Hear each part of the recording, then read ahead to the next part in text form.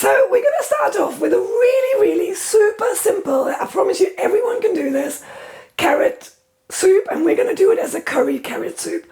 If you don't like the flavour of curry powder, then use just salt and pepper. I'm going to keep it super simple, and it's literally just going to be carrots, water and some spices.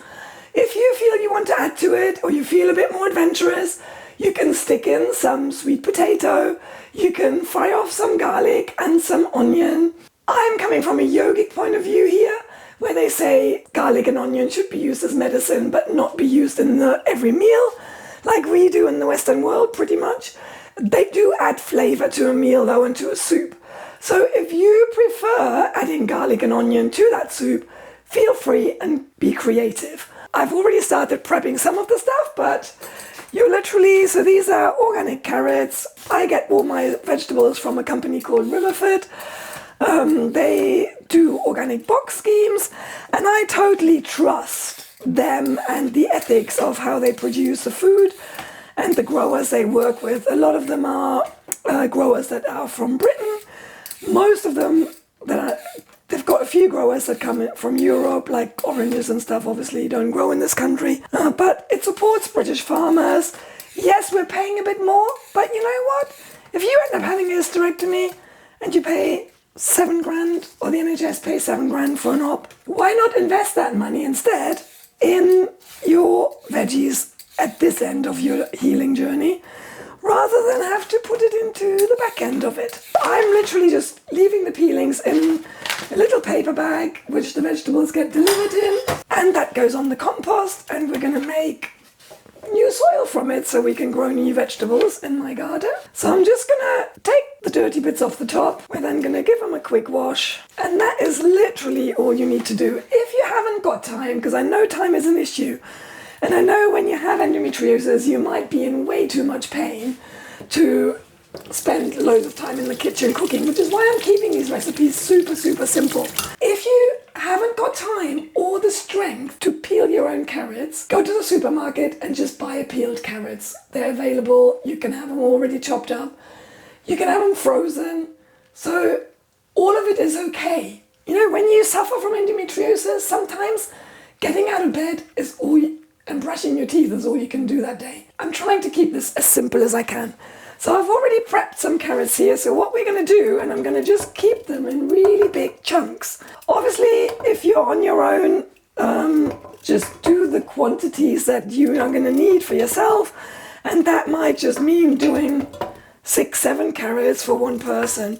I'm going to batch cook, which I love, and then I just freeze the soup, and that might be a really good way, because then when you have got your period and you are in pain, all you've got to do is go to your freezer and take out a soup you might have already cooked in those weeks where you felt a bit better, and you just defrost that and put it into a little pot, and you've got a nutritious, healthy meal there. We're trying to keep out processed as much as we can, because when you want your body to heal, your body is a natural system, and it needs to have natural ingredients, ideally, to get the energy and the nutrients that you need.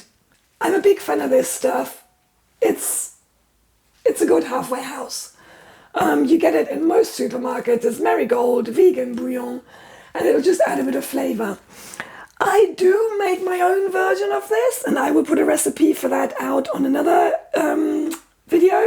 This is basically lots of veggies like courgette, onion, garlic, celery, some carrots, some tomato. They get chopped up and cooked. And when they're cooked, I put a lot of salt in, and then that just gets pureed. And what you end up with is a lovely veggie paste that is the same thing as the bouillon powder that you might be able to buy in a supermarket. Basically the same, just that it doesn't have the hydrolyzed vegetable oils or any of that rubbish in. It is pure vegetables with salt. When you make a veggie paste like that, it will last in the fridge for about 3 months. So I tend to make enough to have 3 jars, and then I use it as I go along. If you haven't got any of those and you don't want any of those, you can just use salt and pepper. I'm gonna today just literally use a very simple curry powder. Just buy yourself some curry powder in the supermarket, ready, all of them mixed together, and you just add that to your carrots, and that is all we're going to do. Adding a good tablespoon of that, because I've got quite a lot of soup. No, actually, I'll do a tablespoon and a half of that in with the carrots. Simple, easy. I've already boiled a little bit of water just so that the process is a bit quicker. If you can filter your water, please do filter it, because British water has got a lot of chlorine in it, and it's best to filter some of that stuff out. And what we're going to do now is we're literally just gonna bring that to the boil and puree it afterwards. So really, when it comes to food, the flavor of the vegetables with a bit of salt and pepper is often all you need. Keep it simple, keep it easy, save your time, save your energy. This is going to give you loads of energy. Your body is going to get the energy to function, to heal. You're not going to have to put a lot of energy in order to produce this, and that's what we want, because our body is an energy system, and everything we're going to do on this channel is all about energy and how we can get energy into the body, preserve the energy we have in the body so that the body can use that for healing. When you're ill with a water bottle on the sofa, you're not going to want to spend an hour in the kitchen prepping food. Okay, so we're coming to finish our super simple carrot and curry soup. So it's all there. Have a little look at it, Callum. And what we're going to do now, so as I said, if you like soup with bits in, you can just cut up the carrots a bit smaller and leave it as it is. I like my soup pureed, so I've got one of those little brown, whatever, soup sticks. If you have a soup maker, use that. If you have a kitchen machine, use that. This, you can literally buy it for probably 15 quid, maybe even a tenner.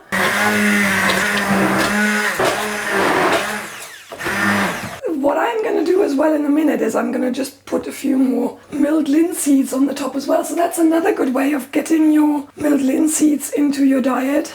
So again, it's all about how can we add that energy and those nutrients in there. You can also drizzle a tiny bit of linseed oil around that if you fancy it. Again, just to add some extra oil in. I personally always like little pumpkin seeds on the top as well. So all the little things that compound over time. All the little things, exactly, that give you those extra nutrients, the extra protein, the extra fats that your cells need to restore that membrane protein communication that breaks down for endometriosis and cancer. I've said this before, and I will probably say that in most videos. With the linseeds, you want to mill them fresh. They go rancid really, really quickly, and you want to eat them within 15 minutes of milling them. So don't buy the packaged milled linseeds in the supermarket, because they will not have the nutrients in that you want. So do it fresh. Get yourself a 15, 20 pound little coffee grinder. Do that just before you want to eat them. So it's always the last thing I do before I serve the food. So we'll just sprinkle a bit of that on. And again, it just adds extra nutrients to our soup. How much would you say curing endometriosis or other diseases is down to diet? So I went to Germany to a Budwig clinic for a month to learn all of this and to get the routine set up to heal. At the clinic, they said nutrition and detox together is 20% of your healing. 80% is stress management, mindset, and working on your limiting beliefs. So it's actually really important to understand that ratio, because so many of us are so happy to go into going, oh yeah, I'm going to start eating healthier. And it's really important. If you think you go to a bank with your money and they say, I'm going to give you 20% for your money and of interest, that's a really good number. 80% is what's going on up here. So that's really important to keep in mind. And that stuff is learning to meditate, learning mindfulness, learning to not stress, not worry, learning to trust, learning to believe that you can heal, that you can get better. and learning what it means to live the best life you can live that gives you joy. So those are that's the big chunk of healing. 80%. That's what you should really focus on. But 20% is not to be ignored. It's still important, but it is only 20%. Only. By eating healthier, like you were talking about with energy, you actually have a lot more energy to be able to combat those harsh beliefs. You'll feel better in your body, and thus you'll feel better in your mind. Yeah, definitely. Because also the oils, the nuts, the seeds, they will help your mind to be strong. And you need that strong mind to persevere throughout that healing journey. Because you're going to have good and bad days. They're not all going to be full of energy and, oh yeah, I'm getting better. No, you're going to have days where you fall back and you feel really crap and you think, why am I doing this? And you question every single thing and you stop believing that you can do it. And it's really important to have something to hold on to on those days. And just giving yourself a bit of nurturing through food might be what gets you through. And certainly the food will give you the energy to get up again and to say, okay, I'm going to keep trying. I'm not going to stop. However hard this journey is, I'm going to take that next step. And I'm going to keep walking. Beautiful. Nicely done.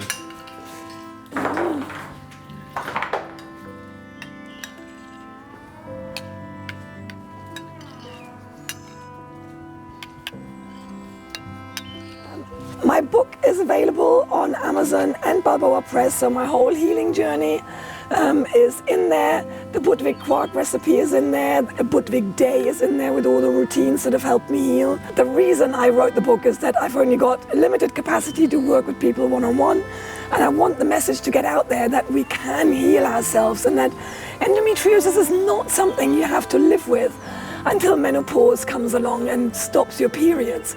It's something you can actually heal yourself by changing your lifestyle. So that's the message I'm trying to get out there. That's why I've shared my story.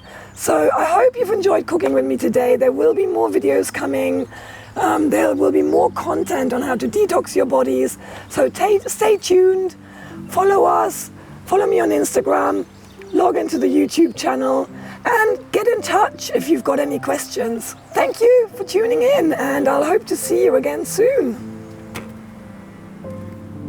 Beautiful. Yes.